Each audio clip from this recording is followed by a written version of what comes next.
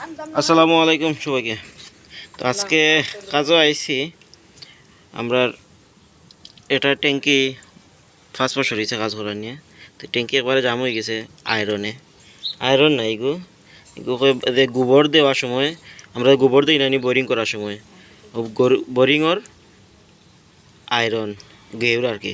যাই হোক এই লাইন পুরাটাই খোলা লাগবো, এবারে সম্পূর্ণ বিল্ডিংর যা আছে খোলা লাগবো। আমি আইছি আমরা ফরিদ ভাইয়ের বাসাত, ফরিদ ভাই তানোর 5 জাম লাগি গেছে। তো ইনশাল্লাহ যেহেতু আইছি সমাধান এটা হইব।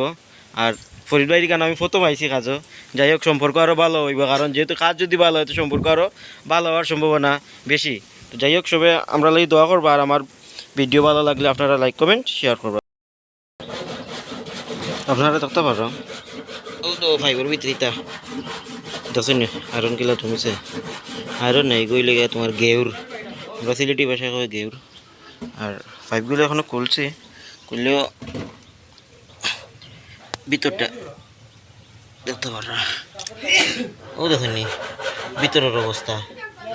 হ্যাঁ তা ভয়াবহ অবস্থা, আঙ্গুল ঢুকানি যায় না, আঙ্গুল ঢুকানি যায় না, অবস্থা খুবই খারাপ।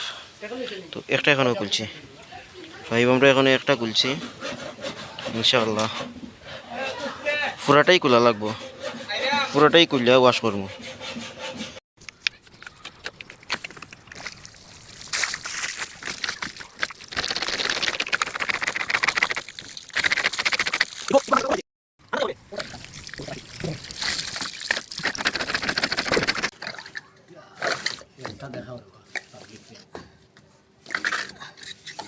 নাল লাগি ওলা নিছে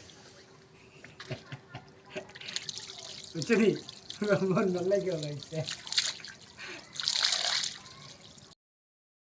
আলহামদুলিল্লাহ কাজ কমপ্লিট হয়ে গেছে, সবগুলা পাইপ খুলছি। তো আপনারা দেখো কা